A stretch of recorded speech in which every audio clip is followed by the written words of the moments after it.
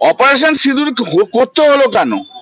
Operation সিঁদুর করতে হলো ওদের ব্যর্থতার জন্য। তো ওরা ব্যর্থ ছিল, সেদিনকে আটকাতে পারেনি টেররিস্টদের, তাই জন্য এখন মানুষকে ডাইভার্ট করার জন্য, অন্য কোনো চিন্তা ভাবনাগুলোকে ডাইভার্ট করার জন্য অপারেশন সিঁদুর বলছে। উনি তো অপারেশন সিঁদুর অপারেশন বেঙ্গল বলেছে, আমরা তো একটা স্পেশাল সেশন চেয়েছি যে ওই পয়ালগাঁওয়ের ইনসিডেন্ট নিয়ে বলার জন্য।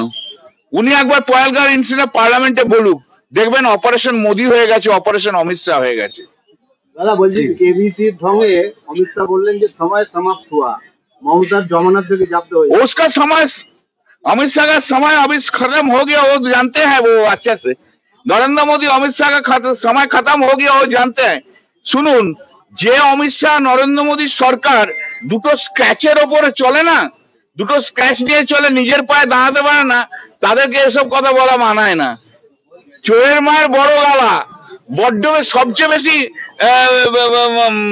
রিগিং করেছে। ত্রিপুরাতে তো রিগ করে 90%, 5% পঞ্চায়েত নিয়েছো, আসামে 80% পঞ্চায়েত করে নিয়েছো রিগিং করে।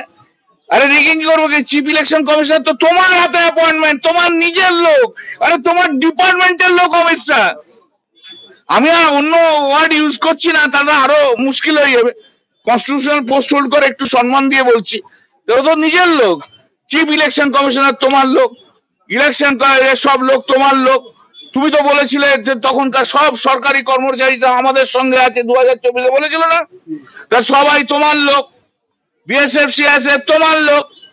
শুধু একটা জিনিস তোমার নেই, যে বাংলার জনগণ তোমার সঙ্গে নেই। আর সব তোমার সঙ্গে আছে, গুন্ডা থেকে আরম্ভ করে, লুটেরা থেকে আরম্ভ করে, ধাপ্পাবাজ, খুনি, সব তোমার সঙ্গে আছে। ইলেকশন কমিশন তোমার সঙ্গে আছে, সিআইএসএফ, বিএসএফ সব তোমার সঙ্গে নেই আছে। নেই শুধু কি, বাংলার জনগণ তোমার সঙ্গে নেই। কাঁচকলা করে দেখিয়ে দেবে।